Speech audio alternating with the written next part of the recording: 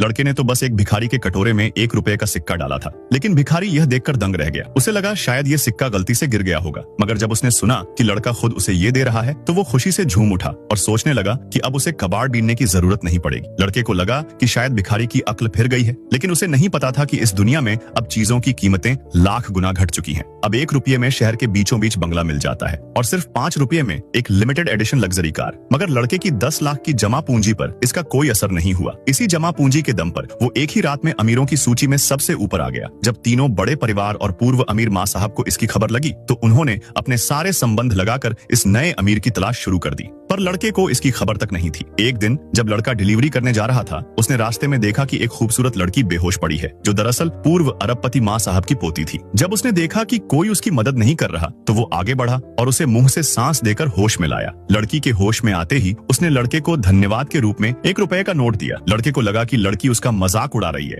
तो उसने हल्के फुल्के अंदाज में कह दिया कि इस पैसे से 2 लॉलीपॉप ले लेना। पर उसे क्या पता था कि वही अब सबका ढूंढा हुआ नया अरबपति बन चुका है। इसके बाद वो बस पकड़कर घर लौटने ही वाला था जब उसने 1 रुपए का सिक्का बस में डालने की कोशिश की, लेकिन ड्राइवर और बाकी यात्री यह देखकर हैरान रह गए। सबको ऐसा लग रहा था जैसे वो कुछ बहुत कीमती चीज दिखा रहा हो जो अब आम नहीं रही। कुछ ने उसकी नीयत पर शक जताया तो कुछ ने इसे दिखावा कहा। ड्राइवर ने उसे उतार दिया क्योंकि उसे ऐसे अमीरों से चिढ़ थी जो छोटी चीजों को लेकर घमंड करते हैं। लड़का कुछ समझ नहीं पाया कि आखिर उसका कसूर क्या है। इसके बाद वो पैदल बैंक पहुंचा और सोचा कि सारे सिक्के अकाउंट में जमा करा देगा, लेकिन मशीन ने काम नहीं किया और उसे काउंटर की तरफ भेज दिया गया। जैसे ही वो हॉल में पहुंचा, उसकी जेब से 100 रुपए का एक नोट गिरा और बैंक मैनेजर की नजर उस पर पड़ गई। उसने आज तक इतनी बड़ी रकम का नोट नहीं देखा था। जब उसने सुना कि लड़का 300 रुपए का लेन देन करने आया है तो उसने तुरंत सिक्योरिटी को बुलाकर बैंक सील करवा दिया और खुद बैंक मालिक भी उसे सेवा देने आ गया। यहाँ तक कि 3 सुंदर लड़कियों को पैसे देने के लिए बुला लिया गया। लेकिन जैसे ही लड़का वहाँ से निकला, मैनेजर भागता हुआ बैंक के मालिक के पास गया